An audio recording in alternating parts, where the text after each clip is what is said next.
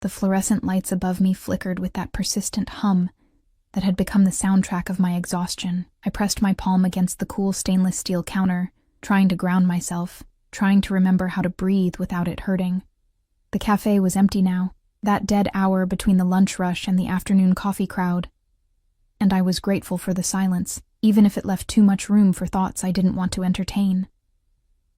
My reflection stared back at me from the espresso machine's polished surface. Hollow eyes, hair escaping from a ponytail that had given up hours ago, the green apron hanging loose on a frame that had lost weight I couldn't afford to lose. 23 years old, and I looked like I'd lived twice that. The smell of burnt coffee grounds mixed with the vanilla syrup we used for lattes, creating a sickly sweet aroma that used to comfort me but now just made my stomach turn. I could hear the ancient refrigerator groaning in the back, the traffic outside on Lexington Avenue, the distant wail of a siren that made my shoulders tense automatically. I wasn't supposed to be working today. I was supposed to be at the clinic, getting the results, hearing whether the tests had found what I already knew they'd find. But Sarah had called in sick, again, and Mr. Patterson had that edge in his voice that meant he was one employee short of closing early and docking everyone's pay. So here I was, smiling at strangers, pretending my hands weren't shaking when I poured their coffee, pretending the cramping in my abdomen was just stress.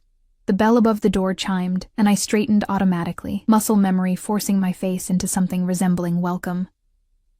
"Good afternoon. How can I?" The words died in my throat. He wasn't what I expected. Nobody who walked into Patterson's cafe ever was what I expected. But this was different. He wore a simple gray hoodie, worn jeans, and a Yankees cap pulled low, the uniform of trying to blend in. But everything about him screamed that he didn't belong here.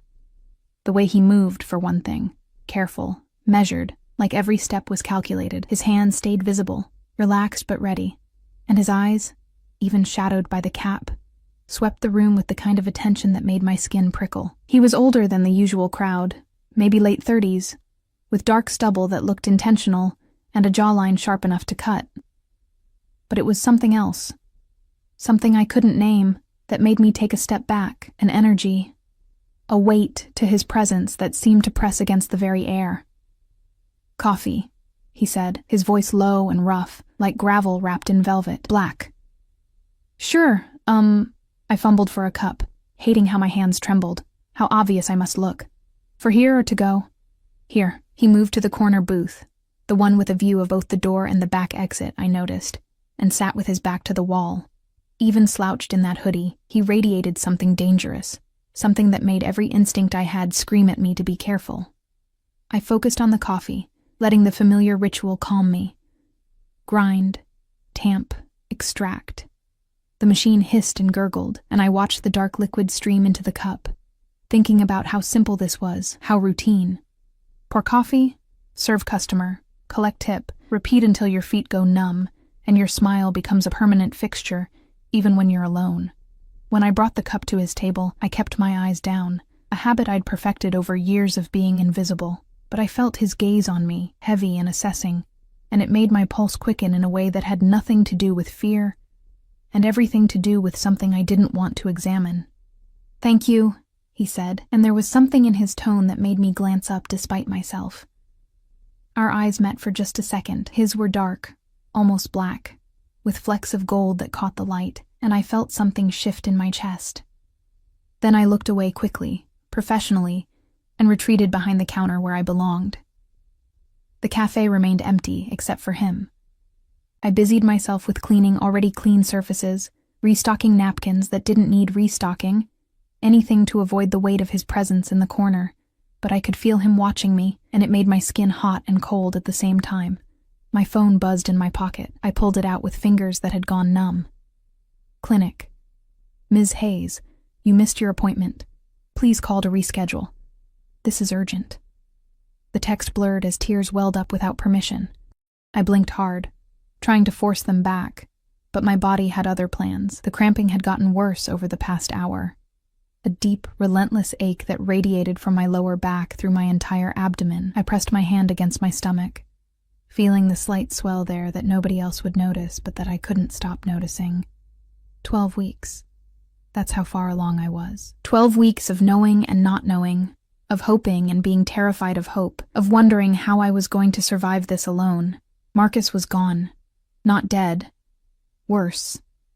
Just gone. Vanished 3 weeks after I'd told him, after he'd smiled that charming smile and promised me everything would be okay, that we'd figure it out together. His phone disconnected, his apartment emptied. His job at the import company, the one he'd been so proud of, the one that paid well enough that I'd let myself believe in a future, apparently never existed at all. The tears came harder now, hot and angry and frightened all at once. I turned away from the dining area, facing the wall of coffee syrups as if they held answers, and let myself break just a little, just for a moment, just until I could pull myself back together. "Are you all right?" I jumped, spinning around. He was standing at the counter now, his coffee cup empty in his hand. I hadn't heard him move. How had I not heard him move? "I'm fine," I said automatically, swiping at my face with the back of my hand. "Sorry, Do you need a refill?" He didn't answer immediately. Instead, he studied me with an intensity that made me want to crawl out of my skin, not leering, not cruel, just seeing me. Really seeing me. When was the last time anyone had actually looked at me like I was a person instead of a function? "You're crying," he said, and it wasn't a question. "I'm fine," I repeated, reaching for his cup. "Really, it's been a long day." His hand closed around my wrist. Not hard, not threatening, but firm enough to stop me. I froze, every nerve in my body suddenly screaming alert. But when I met his eyes, what I saw there wasn't danger. It was something else. Something almost like concern. "When's the last time you ate?" he asked. The question was so unexpected that I actually laughed, a broken little sound that came out wrong. "What?" "You're shaking, you're pale, and you look like you're about to collapse." He released my wrist and gestured to the nearest booth. "Sit down." "I can't. I'm working. There's no one here but me, and I own the place." The words hung in the air between us, and I felt my brain struggle to process them. "What?" He pulled off the cap, running his hand through dark hair threaded with silver at the temples. "Patterson sold me this cafe 6 months ago. I've been meaning to stop by, see how things are running. Guess I picked a good day for it." I stared at him, trying to reconcile this man, dangerous, powerful, radiating an authority that made my bones ache, with the idea of him owning a small cafe in Midtown. It didn't fit. Nothing about him fit. "You're the new owner?" My voice came out smaller than I intended. "Technically, I own several properties in the city. This is just one of them." He moved back to his booth, and somehow it felt like a command that I follow. "Sit. Please." I shouldn't have. Every rational part of my brain told me to maintain distance, maintain professionalism, maintain the walls that kept me safe. But my legs were shaking, and the cramping was getting worse, and something about the way he said "please," like he wasn't used to asking for anything, made me obey. I slid into the booth across from him, my hands twisting together in my lap. This close, I could smell him, expensive cologne underneath. Something dark and woodsy that probably cost more than my monthly rent, but also something else. Cigarette smoke, maybe, and leather, and a scent I couldn't name that made my pulse quicken. "What's your name?" he asked. Emma Hayes." "Emma." He said it like he was testing it, tasting it. "How long have you worked here?" 2 years. Almost 3. I didn't know why I was answering, why I wasn't making excuses and getting back behind the counter where I belonged. Mr. Patterson, the old owner, he was kind when I needed a job. No experience required. And the new owner?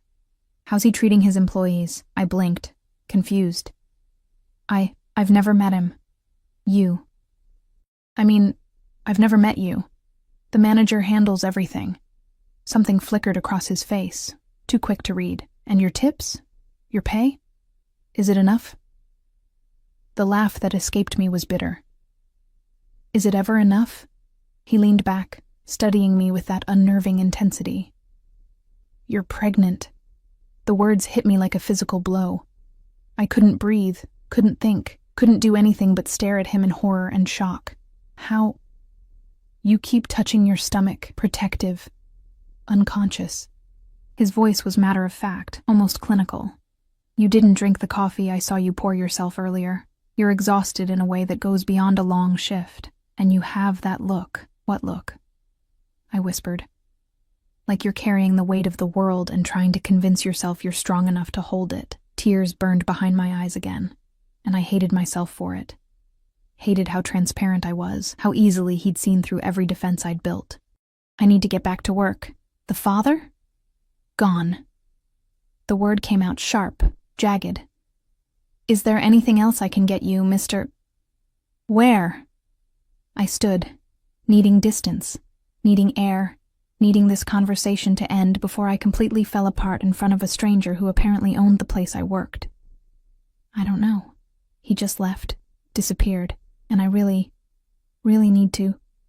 The cramping suddenly intensified, a sharp, vicious twist that made me gasp and grab the edge of the table. The room tilted sideways, and I felt his hands on my arms, steady and strong, lowering me back into the seat. Emma. His voice was closer now, urgent. Emma, look at me. I forced my eyes open, not remembering when I'd closed them. His face was inches from mine, those dark eyes locked on me with a focus that should have been terrifying but somehow wasn't. The pain. How long? All day. It's probably normal. It's not normal. He pulled out a phone. Expensive, sleek, probably worth more than my car, and was already dialing. When's your appointment? I missed it. I had to work. The words tumbled out, and I couldn't stop them. Couldn't stop any of it. I can't afford to miss shifts, and I can't afford the doctor, and I can't afford any of this, and I don't know what I'm going to do. Dominic, he said into the phone, cutting me off. I need a car at Patterson's Cafe on Lexington. Now. And call Dr. Rivera. Tell her I'm bringing someone in. A pause. I don't care if she's with a patient. This is an emergency. He ended the call and looked at me, and there was something in his expression that made my chest tight. Not pity. Something fiercer. Something almost like rage, but not directed at me. What's your full name? I managed to ask, my voice shaking. Vincent. He helped me to my feet, his grip careful but unbreakable. Vincent Moretti, and you're not going back to work today, Emma. You're going to the hospital. I can't afford... You're not paying. He guided me toward the door, moving with that same calculated precision, his body positioned between me and the windows like he was shielding me from something I couldn't see. And that piece of shit who left you? What was his name? I shouldn't have told him. Something in his tone warned me that this was a dangerous question, that my answer would set something in motion I didn't understand. But the pain was getting worse, and I was scared. And his hand on my back felt like the first solid thing I'd touched in months. Marcus, I whispered, as a black SUV pulled up to the curb with tinted windows so dark they looked like mirrors. Marcus Chen. Vincent Moretti went very, very still. Then he opened the door of the SUV, and I saw the gun holstered at the side of the driver, who nodded at him with a kind of deference that made my blood run cold. Get in, Vincent said softly, and it wasn't a request. That's when I realized I knew that name. Marcus Chen. Vincent Moretti. And the way Vincent's jaw had tightened when I said it, the way his hand had flexed like he was restraining himself from violence. I knew that name because Marcus had mentioned it once, drunk and boastful, talking about a big score, about money he was going to steal from the right people, about how he'd disappear where no one could find him. Vincent Moretti wasn't just a cafe owner, and Marcus hadn't just abandoned me. He'd stolen from a man who looked at me now with eyes that promised protection and destruction in equal measure. The leather seat was cold against my legs, or maybe I was shaking so hard that everything felt cold. The SUV moved through traffic with aggressive efficiency, and I sat rigid in the back seat, hyper-aware of Vincent beside me, close enough that I could feel the heat radiating from his body, far enough that we weren't touching. The driver hadn't said a word since we'd gotten in, just nodded at Vincent's clipped directions, and drove like the laws of physics were optional. My mind was racing faster than the car. Marcus had stolen from Vincent Moretti. Marcus, with his easy smile and cheaper suits than he pretended, had stolen from a man who owned properties across the city, who traveled with armed security, who made a single phone call and had a private doctor waiting, who was, If the ice in my veins was any indication, exactly the kind of man you didn't steal from. "Breathe," Vincent said quietly, and I realized I'd been holding my breath. "The cramping? Is it constant or does it come in waves?" I focused on the question, grateful for something concrete to anchor to. "Waves. It gets worse, then better, then worse again." His jaw tightened, and he pulled out his phone again, typing something quickly. The device looked almost comically small in his hands that I noticed now, really noticed. Scarred knuckles, a thick silver ring on his right hand with some kind of emblem I couldn't make out. Hands that had clearly done violence, but held me with surprising gentleness. "Dr. Rivera is one of the best obstetricians in the city," he said, still typing. "She'll take care of you." "I can't pay for this." My voice sounded hollow even to my own ears. "I don't have insurance that covers—" "I told you. You're not paying." He looked up from the phone, and those dark eyes pinned me in place. "Emma, listen to me very carefully. Right now, the only thing that matters is making sure you and your baby are safe. Everything else, the money, the bills, all of it, I'll handle." "Why?" The word burst out before I could stop it. "You don't know me. You don't owe me anything. Why would you—" "Because that baby is Marcus Chen's." His voice went flat, emotionless, which somehow made it more terrifying than if he'd shouted. "Which means it's leverage I need. And because you're an innocent person caught in a situation you didn't ask for, and I'm not in the habit of letting innocent people suffer." The words should have terrified me, should have made me demand he let me out of the car, made me run as far as I could from whatever dark world I'd stumbled into. But the cramping chose that moment to intensify again, sharp and vicious, and I doubled over with a gasp that was half sob. Vincent's hand was on my back immediately, steady and warm through my thin t-shirt. "How far?" "What?" I managed through gritted teeth. "How far along?" 12 weeks, maybe 13. I haven't been to a doctor yet." The silence that followed was heavy enough to suffocate. I felt rather than saw him exchange a look with the driver, some wordless communication that made the car speed up even more. "Marcus," Vincent said after a long moment, his hand still on my back, tracing small, unconscious circles that were probably meant to be comforting, but just made me more aware of him. "When did he tell you he worked for an import company?" I tried to think through the pain, through the fear. "When we met, 6 months ago. He said he worked in international shipping, that he traveled a lot for business. And you believed him." It wasn't a question, but I answered anyway. I had no reason not to. He seemed normal, nice. He took me to decent restaurants, never asked to come to my apartment, was always respectful. I laughed bitterly. Guess that should have been the first red flag. Guys who are that perfect are usually hiding something. He was hiding a lot of things.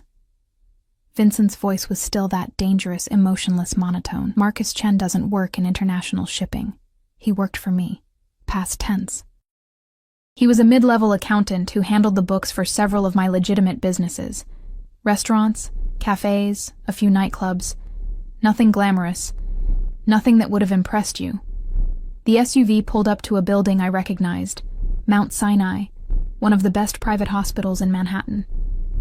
The kind of place I'd walked past 1,000 times, knowing I'd never be able to afford to walk through the doors. 3 months ago, Vincent continued as the driver opened the door, Marcus Chen stole $2.3 million from me. He cooked the books, created fake vendors, siphoned money slowly enough that it took us weeks to notice, and when we did notice, he disappeared. Vanished. We've been looking for him ever since. I felt numb as he helped me out of the car, his hand firm on my elbow. A woman in scrubs was already waiting at the entrance with a wheelchair, and I let Vincent guide me into it, because my legs felt like they'd stopped working entirely. "Mr. Moretti," the woman said. "Dr. Rivera," I assumed. She was in her 50s, with kind eyes and competent hands that immediately went to my wrist, checking my pulse. "Let's get her upstairs." The hospital was a blur of white walls and concerned faces, and questions I answered on autopilot. Yes to the pain. No to any bleeding. No to previous pregnancies. No to prenatal care. Yes to stress. Yes to not eating enough. No to feeling safe. That last one I didn't say out loud. But somehow I thought Vincent heard it anyway. They got me into a private room. Of course it was private. Probably cost more per night than I made in a month. And Dr. Rivera performed an examination while Vincent waited outside. The ultrasound technician was quiet and efficient, and I stared at the ceiling, trying not to think about what they might find, trying not to imagine the worst. There, Dr. Rivera said softly, and turned the monitor toward me. The baby was tiny, just a blob on the screen with a flickering light in the center, but that flickering was steady, strong, impossibly fast. Heartbeat is good, Dr. Rivera said, and I felt something in my chest crack open. Strong. You're measuring at about 13 weeks, which matches what you told us. The cramping is concerning, but I don't see any signs of miscarriage. Your blood pressure is elevated, and you're definitely dehydrated and malnourished, which we need to address immediately. I couldn't stop staring at the screen, at that tiny flickering light that was my baby. My baby. Real. Alive. Still here. The father. Dr. Rivera said carefully. Does he know? He knew. The words came out thick. He left anyway.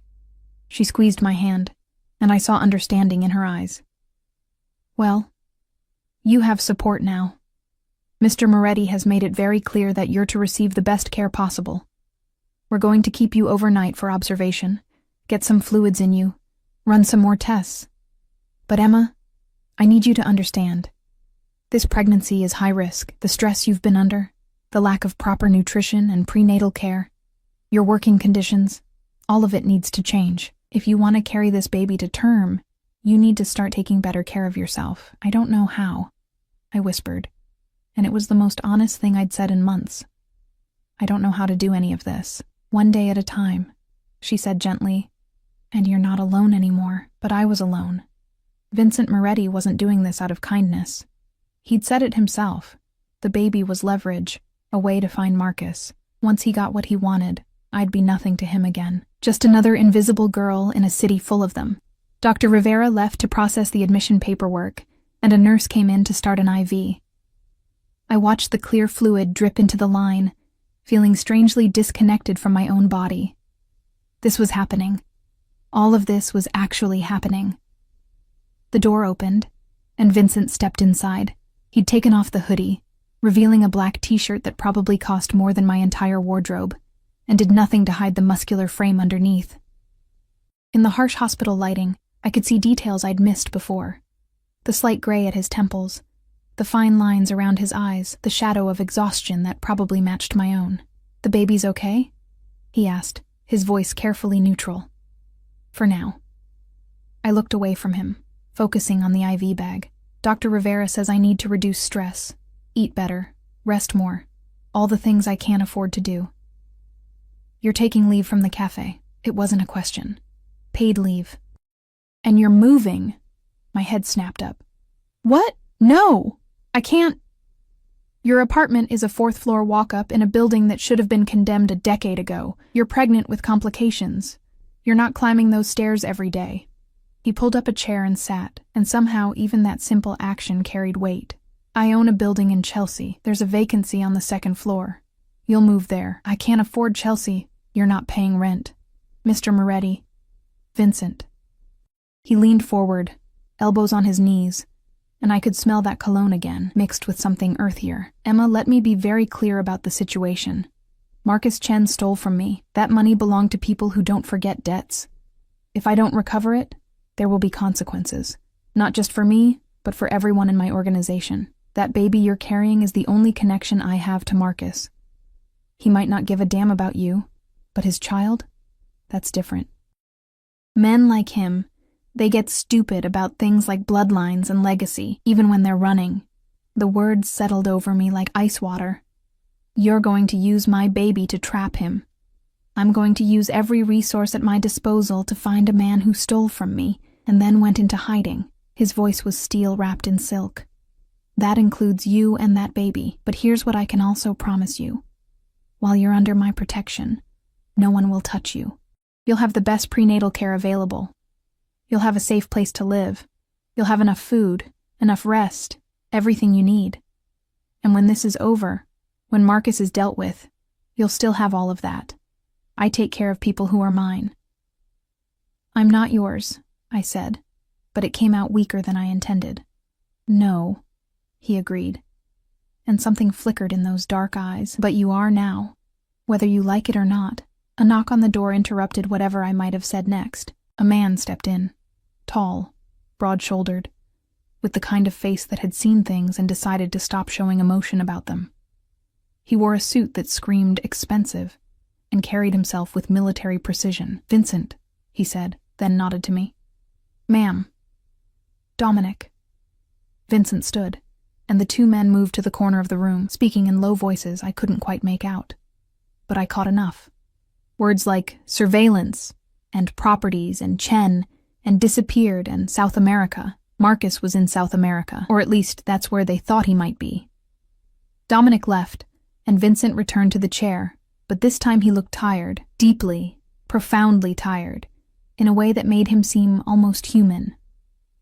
"You said you have 1 month," I said quietly, remembering something from earlier, some detail my brain had flagged. "The driver, he mentioned something about time running out." Vincent's face went carefully blank. "You misheard. I didn't. I don't know where the courage came from. Maybe from the baby's heartbeat still echoing in my head. Maybe from pure exhaustion. But suddenly I needed to know, what happens in 1 month? For a long moment he didn't answer. Then slowly, he reached up and rubbed his chest, right over his heart.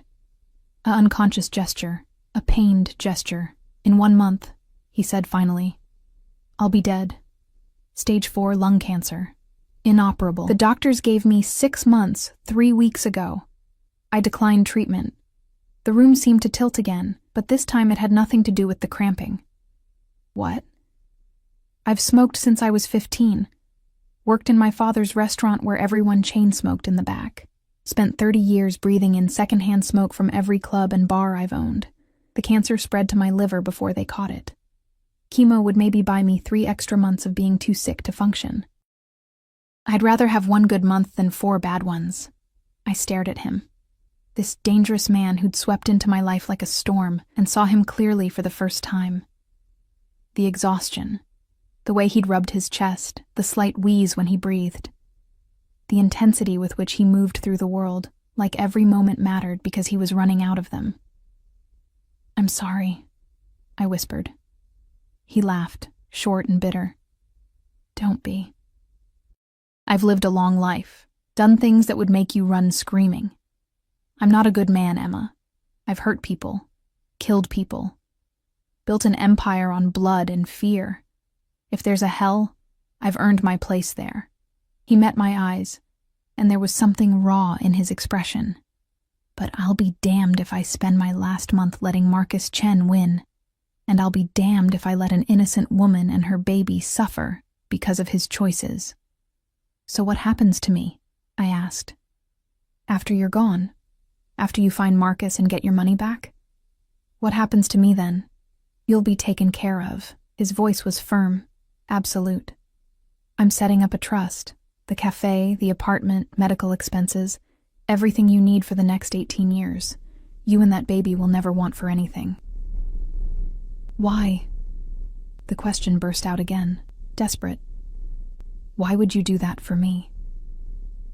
Vincent was quiet for a long time, staring at something I couldn't see. When he finally spoke, his voice was so soft I almost didn't hear it, because I know what it's like to be abandoned by someone who should have protected you. Because that baby deserves better than the hand it's been dealt, and because... He paused, then looked at me with eyes that held decades of regret. "Because I can't fix most of the damage I've done in this world, but maybe I can fix this one thing." The nurse returned then, bustling in with medication and cheerful instructions about rest. Vincent stood, straightening his shirt, and the vulnerable man I'd glimpsed for a moment disappeared behind the armor of power and control. "Get some sleep," he said. "I'll have clothes and toiletries sent over. Tomorrow we'll move you to the Chelsea apartment. I haven't agreed. Emma." He looked at me, and his expression was kind but immovable. "You don't really have a choice. Marcus made sure of that when he stole from me and left you behind. But I promise you, you're safer with me than you would be anywhere else." He left before I could argue, and I was alone in the two-white room with the steady beep of monitors and the weight of everything I'd learned pressing down on my chest. A dying Mafia boss. A missing father who'd stolen millions. A baby I didn't know how to protect. And me, caught in the middle of it all, more terrified than I'd ever been in my life. The nurse dimmed the lights, and I closed my eyes, one hand pressed against my stomach where that tiny heart was still beating. "We're going to be okay," I whispered to the baby, and prayed it wasn't a lie. I woke to sunlight streaming through floor-to-ceiling windows and the disorienting realization that I wasn't in the hospital anymore. The bed beneath me was obscenely comfortable. The sheets Egyptian cotton with a thread count I couldn't even imagine. And the room around me looked like something from an interior design magazine. Exposed brick walls, modern furniture in shades of gray and cream, artwork that was probably worth more than I'd earn in a lifetime. The Chelsea apartment. Vincent had mentioned it yesterday, but I'd been too exhausted and overwhelmed to fully process what that meant. Now, in the clear morning light, I processed it. I was living in a space that screamed money and taste, neither of which were mine. My hand went automatically to my stomach, checking, reassuring myself. The cramping had stopped sometime during the night, replaced by a low, manageable ache that Dr. Rivera had said was normal. They'd kept me at the hospital for 16 hours, pumping me full of fluids and nutrients, monitoring the baby constantly. And then, at some ungodly hour of the morning, Dominic had appeared with a wheelchair and instructions from Vincent. I sat up slowly, testing my body. Better.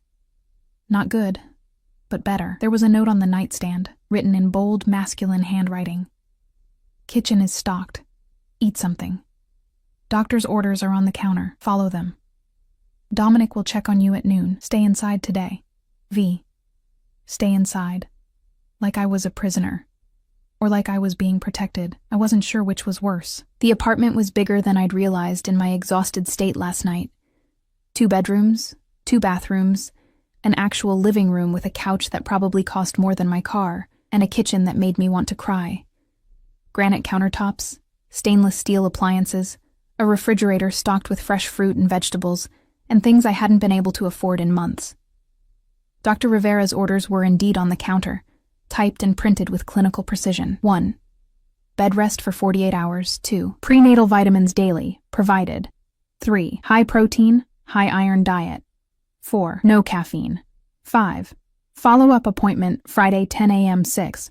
Call immediately if cramping returns. Next to the orders was a bottle of prenatal vitamins, a new phone, already programmed with numbers labeled Dr. Rivera, Vincent, and Dominic, and an envelope. I opened it with shaking hands and found a credit card with my name embossed on it and a note, "For necessities. No limit. Use it." This was insane. All of this was insane. I should grab my things and run. Go back to my shitty apartment with the broken heater and the stairs that made me wheeze. Go back to the cafe and pretend none of this had happened. Except I couldn't. The baby. The complications.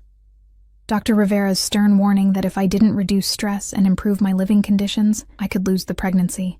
And underneath all of that, the terrifying knowledge that Marcus had stolen from a man who operated outside the law, and I was now caught in whatever web of consequences that created.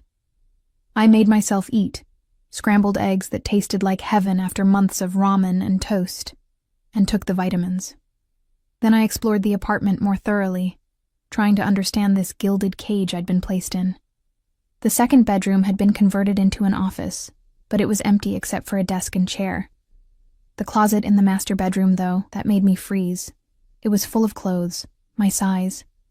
Maternity clothes in soft fabrics and neutral colors, regular clothes that were nicer than anything I'd ever owned, pajamas, underwear still in packages, shoes arranged neatly on racks. Someone had gone shopping for me. Someone had known my exact size and anticipated what I'd need and filled an entire closet while I was unconscious in a hospital bed. The intimacy of it made my skin crawl and my heart race in equal measure. I changed into leggings and an oversized sweater, both butter soft and probably designer, and was attempting to process the unreality of my situation when the doorbell rang. My heart jumped. Dominic wasn't supposed to come until noon, and it was barely 9. I approached the door cautiously, peering through the peephole. Vincent stood in the hallway, dressed in a black suit that fit him like it had been painted on, looking every inch the powerful man he was. No hoodie and jeans today. Today he looked like exactly what he was. Dangerous and wealthy and completely out of my league. I opened the door because what else could I do? "You're supposed to be resting," he said by way of greeting, his eyes tracking over me like he was cataloging every detail. "I am resting. I'm just doing it vertically." I stepped back to let him in, suddenly self-conscious about the bare feet and borrowed clothes. "What are you doing here?" "Checking on you." He moved into the apartment with that same calculated grace, his gaze sweeping the space. "Did you eat?" "Yes. Took the vitamins. Read the orders. I'm very obedient when people give me lists." The sarcasm slipped out before I could stop it, and I braced for anger. Instead, his mouth twitched. Almost a smile. "Good. How are you feeling?" "Better. Confused. Overwhelmed." I crossed my arms, needing some kind of barrier between us. "The clothes. I had my assistant handle it. She's roughly your size, used herself as a reference point." He loosened his tie slightly, and I noticed the gesture seemed to help him breathe. "If anything doesn't fit or you need something else, let Dominic know. Vincent." I made myself use his name, made myself look at him directly. "I need to understand what's happening here. You said the baby is leverage, that you're going to use it to find Marcus. How exactly does that work?" He studied me for a long moment, and I saw him making calculations behind those dark eyes. Then he moved to the couch and sat, gesturing for me to join him. I stayed standing. "Marcus is smart," Vincent said finally. "Smart enough to steal from me without getting caught immediately. Smart enough to disappear completely. New identity, new location, probably new appearance. We've tracked him to Colombia, but that's a big country, and he has resources now, my resources. So how does the baby help? Men like Marcus, they're narcissists. They believe they're special, chosen, better than everyone around them. That extends to their bloodline." He rubbed his chest again, that unconscious gesture of pain. "We've already started spreading rumors through certain channels, rumors that his pregnant girlfriend is under my protection, that I'm taking care of his child, that I might even be planning to raise it as my own." The words sent ice through my veins. "You're not—" "Of course not. But Marcus doesn't know that. All he knows is that Vincent Moretti has his woman and his baby." Vincent's voice was cold, clinical. "His ego won't allow it. He'll reach out. Try to negotiate. Try to prove he's still in control of the situation. And when he does, we'll have him." I sank onto the arm of a chair, my legs suddenly unable to hold me. "You're using me as bait. I'm using the situation to my advantage. There's a difference." He leaned forward, elbows on his knees. "Emma, I meant what I said yesterday. You're under my protection now. No one will touch you while you're carrying that baby. Not my enemies, not Marcus if he's stupid enough to show his face, not anyone. You're safer here than you would be anywhere else in this city. Until you die." The words came out harsh, cruel. "What happens to your protection then?" Something flickered across his face. Pain, regret. Maybe both. "I've made arrangements. The trust I mentioned, it's already being set up. When I'm gone, you'll have financial security. The apartment will be yours, paid off. The cafe will generate income in your name. You'll be taken care of. By who? Who takes over when you're gone? My nephew, Marco. He's young, ambitious. But he has a code. He won't touch you or the baby." Vincent's jaw tightened. I'm making sure of it. I wanted to believe him. God, I wanted to believe that this wasn't just a temporary reprieve before everything collapsed, but I'd believed Marcus too, and look where that had gotten me. "I need air," I said abruptly, moving toward the balcony door. "Emma, I'm not leaving. I'm just going to stand on the balcony for 5 minutes and pretend my life isn't completely insane." I slid the door open, letting in the cool November air. "You can watch if you want. Make sure I don't try to escape." I stepped outside, gripping the railing and breathing in the city smell. Car exhaust and street food and that indefinable scent that was just New York. Below me, people went about their normal lives, unaware that somewhere up here was a pregnant waitress caught between a dying crime boss and a thief who'd left her behind. I heard Vincent come up behind me, felt his presence like heat against my back. "I know you're scared," he said quietly. "I know none of this is what you wanted. But Emma, you need to understand something. That baby you're carrying, it's innocent. It didn't ask to be caught in this mess any more than you did. And innocent things, they're rare in my world, worth protecting." I turned to face him, and found him closer than I'd expected. Close enough that I could see the fine lines around his eyes, the silver threading through his dark hair, the exhaustion etched into every feature. Close enough that I could smell smoke underneath the expensive cologne. "You're dying," I said softly, "and you're spending your last month on this. On me. On revenge against Marcus. Why? Because I don't have anything else." The honesty in his voice stole my breath. No wife, no children, no legacy except blood and money. My businesses will be divided among my lieutenants. My properties will be sold or absorbed. Everything I built will scatter to the wind within a year of my death.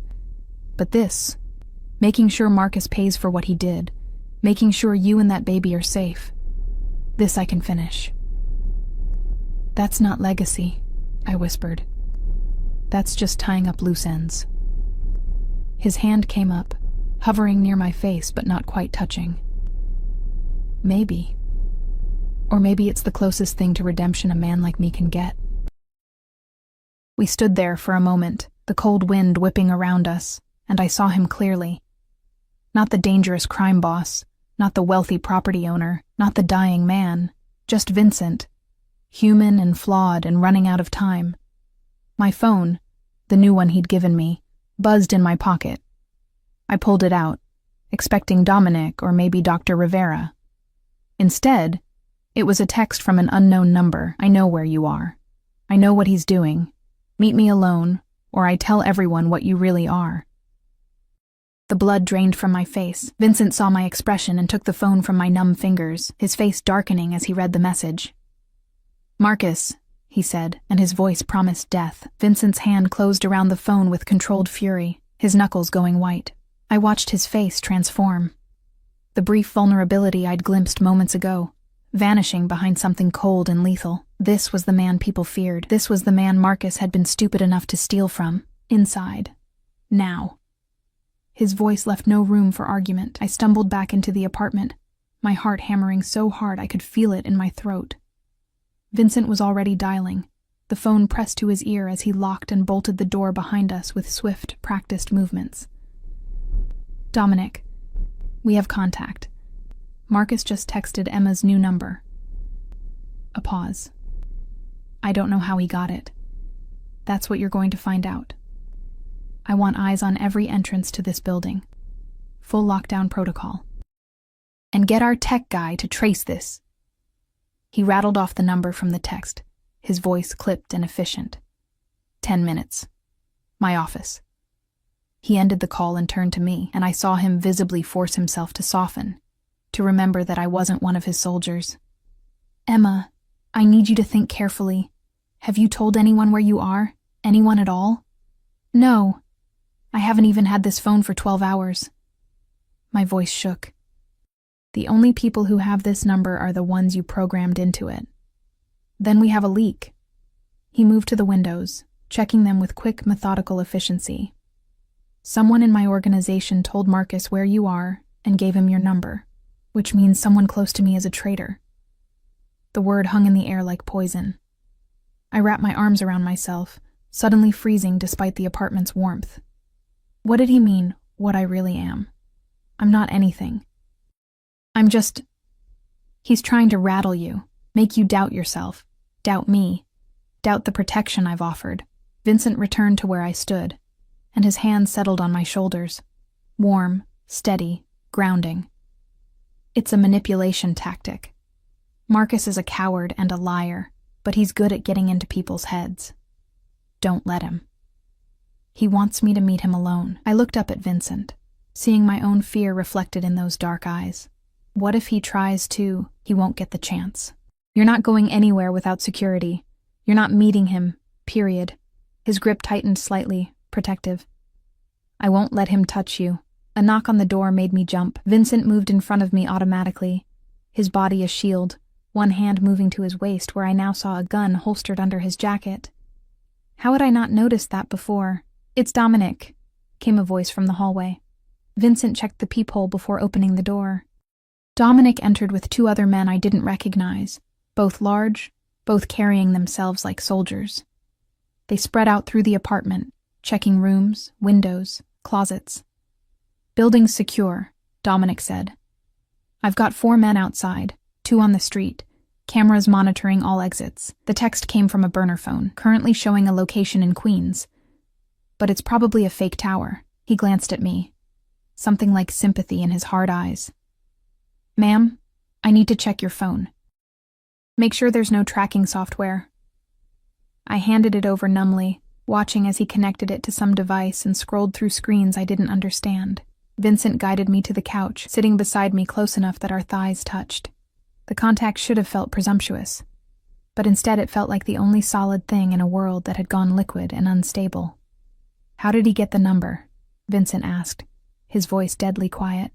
"3 possibilities," Dominic said, still working on the phone. 1. Someone in the organization leaked it. 2. He hacked our systems. 3. He has someone inside the hospital who accessed her records. Find out which. And Dominic, when you do find out, I want them breathing when you bring them to me. I have questions before they die. The casual way Vincent said it, like he was ordering coffee, not someone's execution, should have terrified me. Maybe it did. Maybe I was just too numb to feel it properly. "The phone's clean," Dominic announced. "No tracking, no spyware. Whatever leak exists, it's not through her device. Good." Vincent stood, his hand trailing briefly across my shoulder, a gesture that felt both possessive and protective. "Emma stays here. No one gets in without my explicit approval. I don't care if they claim to be God himself. And I want that number traced, surveillance pulled from every camera within 5 blocks of the hospital and this building, and a list of everyone who had access to our systems in the last 48 hours. Already on it." Dominic pocketed my phone and handed it back. "Marco's asking questions. Wants to know why we're in lockdown." Something flickered across Vincent's face. Tension, maybe wariness. "Tell him I'll brief him tonight, and make sure he understands that Emma is off limits." "Completely off limits, boss. You know he's going to push back on that. He already thinks you're being too soft about the Chen situation. Marco can think whatever he wants." Vincent's voice went cold. "He's not in charge. Not yet. And by the time he is, Emma and the baby will be protected by legal agreements he can't break without destroying everything I've built. I've made sure of it." Dominic nodded and left with his men, their footsteps heavy in the hallway. The apartment felt too quiet after they'd gone. Too empty, despite Vincent's presence. "Marco," I said quietly. "Your nephew. The one who's supposed to take over. He doesn't like me. He doesn't know you. And he thinks sentiment is weakness." Vincent returned to the couch, but this time he sat further away, like he'd realized how close we'd been before. "Marco is good at what he does, cold, efficient, ruthless when necessary. But he doesn't understand that sometimes protecting the innocent is better business than sacrificing them." "Is that what this is? Business?" He looked at me, and something in his expression made my breath catch. "It started that way. Find Marcus, recover the money, eliminate the threat. Simple. Clean. But then I walked into that cafe and saw you crying behind the counter, looking like you were one bad moment away from shattering, and I thought..." He stopped, shook his head. "It doesn't matter what I thought. Tell me." I don't know why I pushed, why it suddenly mattered so much. Maybe because in a world gone crazy, his motivations were the one thing I needed to understand. "I thought you looked like my sister." The words came out rough, reluctant. "Maria. She was 19 when she got pregnant by some piece of shit who promised her everything and delivered nothing. My father threw her out, said she'd shame the family. I was barely 21, trying to establish myself, and I didn't protect her the way I should have. She died in childbirth, alone in some charity hospital because she couldn't afford better. The pain in his voice was raw, decades old, but still bleeding. I reached out without thinking, my hand covering his where it rested on his knee. "Vincent, I'm sorry." I swore after that. I'd never let another woman suffer like she did. Not if I could prevent it. So when I saw you, pregnant and crying and clearly terrified, all I could see was Maria. All I could think was that I had a chance to do it right this time, to protect someone the way I failed to protect her. His hand turned under mine, fingers threading through mine with surprising gentleness. The gesture felt intimate in a way that had nothing to do with desire, and everything to do with connection. "The baby," I said softly. "Maria's baby. What happened?" "Stillborn. They both died within hours of each other." His thumb traced circles on my palm, unconscious and soothing. "I carry that guilt every day. Every single day for 20 years.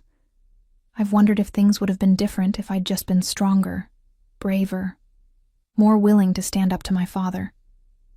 We sat in silence, hands linked, breathing in sync.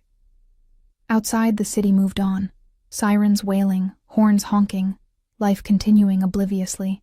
Inside, we were suspended in a moment of shared grief and understanding. My phone buzzed. Another text. "You have 24 hours to meet me or I start making calls. The press would love to know about Vincent Moretti's pregnant mistress. Wonder what that would do to his reputation."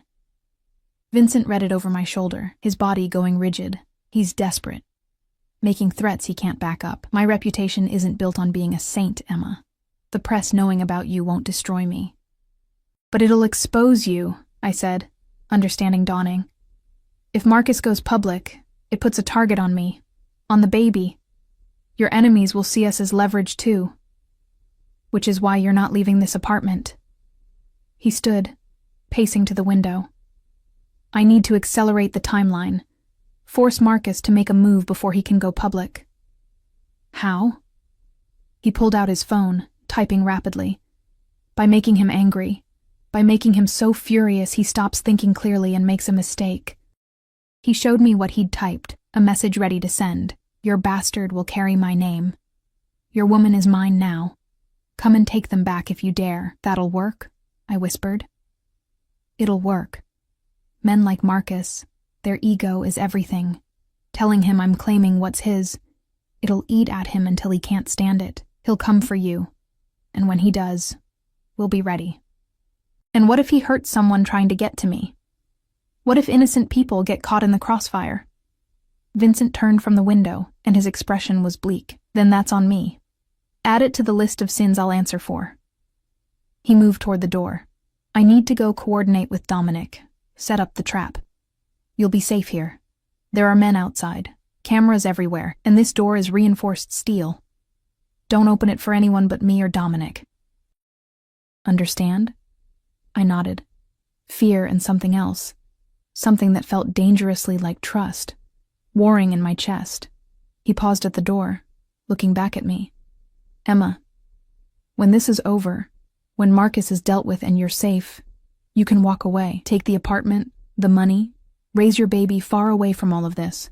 I won't stop you. But right now, I need you to trust me." Can you do that? Could I? Trust a dying crime boss who'd inserted himself into my life through violence and power? Trust a man who'd admitted to killing people, who carried a gun like other people carried wallets, who operated in a world of shadows and blood? I looked at him, really looked at him, and saw past the danger to the man underneath. The one who'd mourned his sister for 20 years. The one who'd checked on a crying waitress instead of ignoring her. The one who was spending his last month trying to protect someone he didn't have to care about. "Yes," I said, "I trust you." Something shifted in his expression. Surprise, maybe relief. He nodded once, sharp and decisive, and left. I sat alone in the beautiful apartment, one hand on my stomach where my baby was growing, and wondered if I'd just made the smartest or stupidest decision of my life. Outside, the sun was setting, painting the city in shades of gold and crimson. Tomorrow, Marcus would see Vincent's message. Tomorrow, everything would change. The night was endless.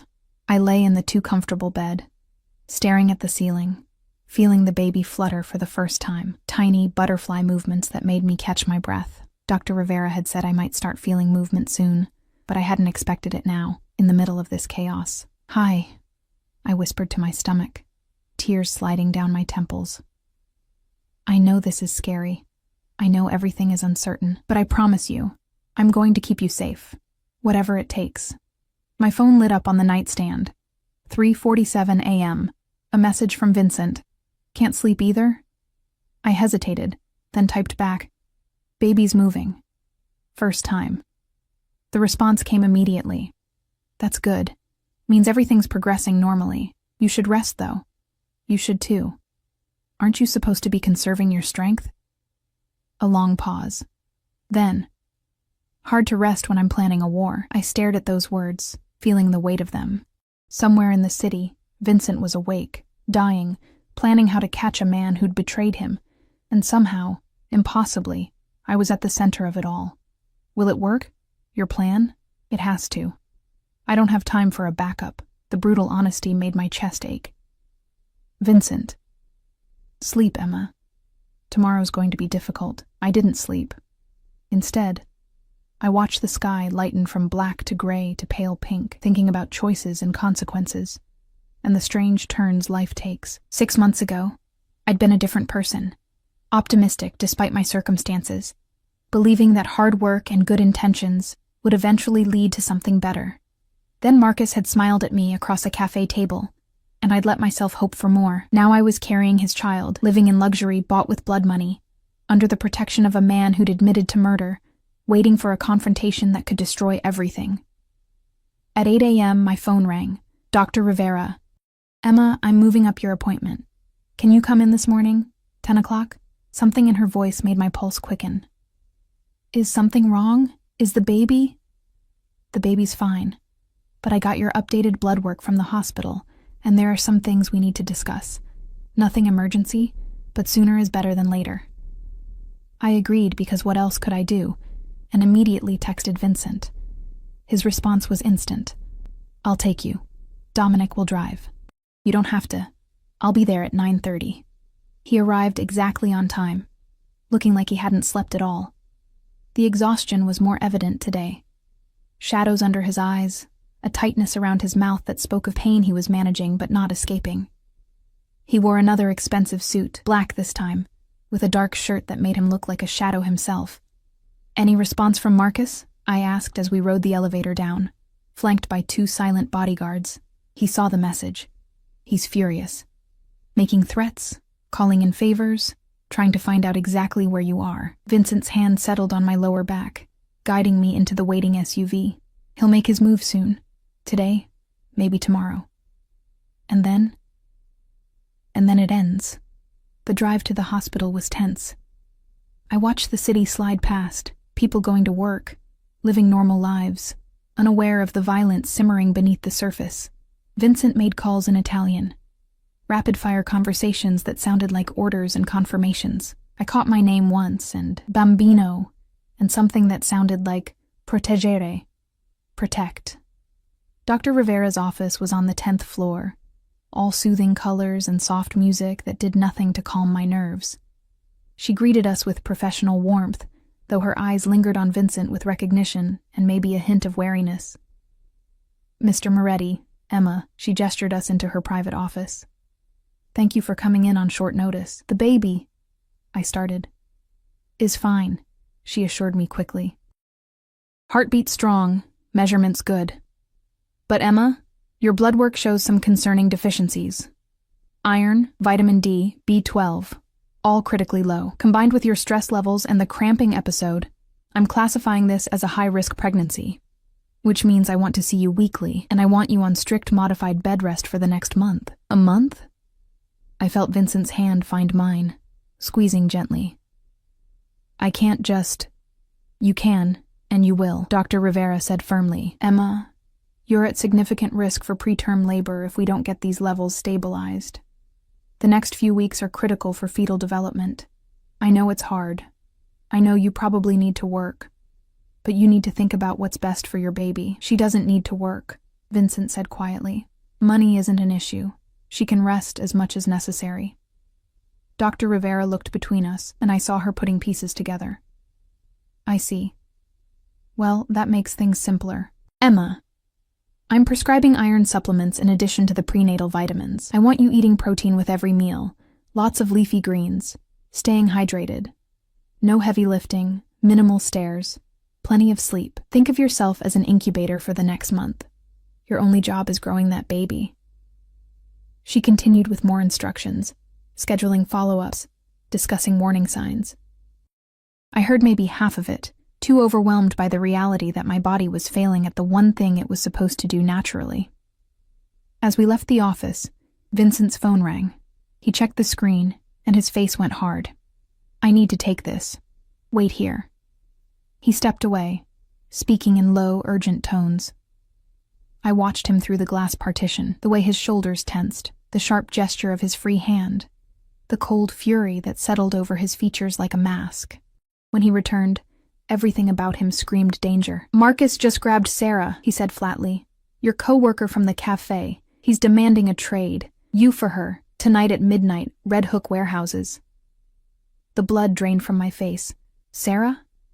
But she has nothing to do with any of this. She's just a way to get to you. Vincent's hand cupped my face, forcing me to focus on him instead of the panic. Emma, listen to me. This is what I've been waiting for. He's exposed himself, given us a location, shown his hand.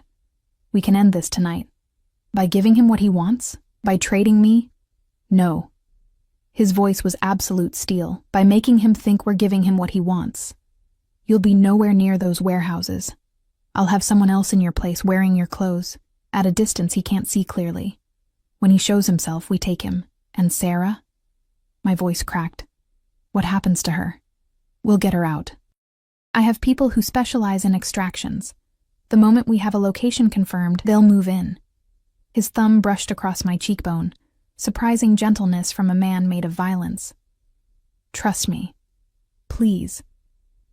I did. God help me, I did. The rest of the day was a blur of preparation. Vincent's apartment, different from mine, all dark wood and leather and the smell of expensive cigars, became a command center. Men came and went. Maps were spread across tables. Voices spoke in code I didn't understand. I sat in a corner, trying to stay out of the way, one hand pressed to my stomach. Marco arrived around 6, late 30s, handsome in a cold way, with eyes that assessed me like I was a problem to be solved. So you're the waitress my uncle's burning his last days protecting? Marco, Vincent's voice cracked like a whip. Careful. I'm just saying what everyone's thinking. You're dying, Vincent.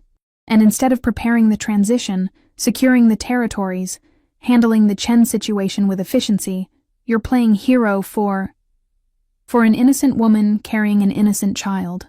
Vincent moved between us, his body language pure threat. This discussion is over. Marco's jaw tightened, but he backed down. Fine. But when this goes south, and it will, remember I warned you. He left, and the tension in the room was suffocating. He's right, I said quietly. You should be focused on your legacy, not on me. Vincent turned, and the look on his face made my breath catch. You are my legacy, Emma. You and that baby. The only good thing I'll leave behind in a world full of bad. At 11 p.m., everyone moved into position. I watched from Vincent's apartment through security feeds as a woman, my height, my build, wearing my jacket, stood in the shadows of the Red Hook warehouse district. Multiple teams surrounded the area, invisible but present. Vincent stood next to me, speaking into a comm unit, orchestrating everything with precision. Movement, north entrance, someone reported. 2 vehicles, 4 men visible. Chen is in the second car. My heart hammered as I watched Marcus emerge on the grainy footage. Even from this distance, I recognized the way he moved, the confident stride of a man who thought he was in control. Hold, Vincent commanded. Let him get comfortable. Let him think he's winning. Marcus approached the woman in my jacket, calling out something I couldn't hear. The woman turned, face hidden, and I saw the moment Marcus realized something was wrong. He reached for a gun, shouting orders, and suddenly everything was chaos. Gunfire erupted. Muzzle flashes lit up the night. I gasped, gripping the edge of the desk, as Vincent's teams moved in with military precision. Marcus's men went down fast. Not dead, I noticed, just incapacitated. They wanted prisoners, people to question. But Marcus ran. "Don't let him reach the water," Vincent barked into the comm. "I want him alive." I watched them chase him across the feed, between buildings, through alleyways. My hands were shaking so badly I could barely hold onto the desk. Vincent's hand covered mine, steady and warm. "Sarah's secure," Dominic's voice came through. "She's scared, but unharmed. Medics are checking her now." "Copy that." Vincent's eyes never left the screens. "Chen?" "Cornered. North warehouse. He's armed but alone. I'm on my way." Vincent released my hand, checking his gun with practiced ease. "Emma, stay here. Dominic's outside the door. Don't open it for anyone but me." "Vincent, wait." I grabbed his arm, feeling the solid muscle beneath the expensive suit. "Don't die tonight, please. You said you had a month. Don't make it less." Something flickered in his eyes. Surprise, warmth, maybe affection. He leaned down and pressed his lips to my forehead, brief and chaste but loaded with meaning. "I'll come back," he promised. "I always do." The next hour was torture. I paced Vincent's apartment, watching feeds that showed nothing useful, checking my phone obsessively, pressing my hands against my stomach and whispering reassurances to the baby. The silence was deafening. Finally, at 1:47 a.m., the door opened. Vincent walked in, and he was covered in blood. I screamed, rushing to him, hands hovering over the stains on his shirt, his jacket, trying to find the wound. "Oh God, where are you hurt? We need to—" "It's not mine." His hands caught my wrists, stopping my frantic searching. "Emma, breathe. I'm fine. The blood isn't mine." "Marcus?" I whispered. "Alive, barely. He's in custody, and my people are very good at making men talk." Vincent guided me to the couch, sitting heavily like the weight of everything had finally caught up with him. He gave up everything, where the money is, who helped him, what his plans were. "It's over." I sat beside him, still trembling. "Sarah?" "Home. Shaken but safe. I've assigned someone to watch her apartment for the next few weeks, just in case Marcus had partners we don't know about yet." He leaned his head back, closing his eyes. "It's done, Emma. You're safe now. The baby's safe." The relief was so intense it almost hurt. I put my hand over my mouth, feeling sobs building in my chest. Vincent's arm came around me, pulling me against his side, and I let myself break down completely. All the fear, all the stress, all the terror of the last few days poured out in ugly, gasping cries. "Shh," he murmured, his hand stroking my hair. "I've got you. You're okay." When I finally calmed enough to speak, I pulled back to look at him. Really look at him. The exhaustion was bone deep now, his face drawn with pain he couldn't quite hide. But there was satisfaction there too. Completion. "What happens now?" I asked. "Now you rest. You focus on that baby, on getting healthy, on building the life you want." His hand moved to my stomach, hovering. "May I?" I nodded, and he pressed his palm flat against the small swell. We sat like that for a long moment, his hand warm through my shirt, feeling for the movements I'd felt earlier. "What about you?" I whispered. "What happens to you now?" "I finish putting my affairs in order. I make sure the trust is ironclad, that Marco can't touch it no matter what. I make sure you have everything you need." His hand didn't move from my stomach, and then I let go. "Vincent. Emma." He looked at me, and his expression was peaceful in a way I hadn't seen before. "I'm not afraid of dying. I've lived 42 years, most of them violently. I've done terrible things, hurt people who didn't deserve it, built an empire on suffering. I accepted a long time ago that men like me don't get happy endings. But tonight, I protected someone who needed protecting. I stopped a man who deserved stopping.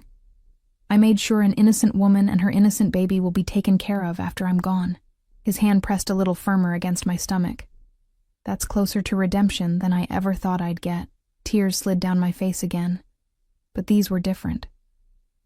You're a good man, Vincent Moretti. I don't care what you've done in the past. Right now, in this moment, you're good. He smiled, a real smile, small but genuine. Don't let Marco hear you say that. He already thinks I've gone soft. We sat together in the quiet apartment as the city slept around us. His hand stayed on my stomach, and I covered it with mine, linking our fingers together, two broken people, brought together by violence and circumstance, finding something like peace in the eye of the storm. 3 weeks later, I stood in a cemetery in Queens, dressed in black, watching them lower Vincent Moretti into the ground. The cancer had moved faster than anyone expected. 1 week after he'd caught Marcus, he'd collapsed. 2 weeks of decline, 3 days in a coma. And then, on a cold December morning, he'd simply stopped breathing. Marco stood across from me, flanked by men in expensive suits.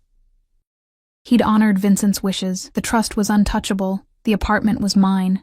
The monthly payments were already set up. But the look he gave me was cold, assessing, a problem temporarily solved but not forgotten. I placed my hand on my stomach, 19 weeks now, finally showing, and said a silent goodbye to the man who'd protected me when he had no reason to, who'd spent his last days making sure I'd be safe. The priest said something about redemption and forgiveness.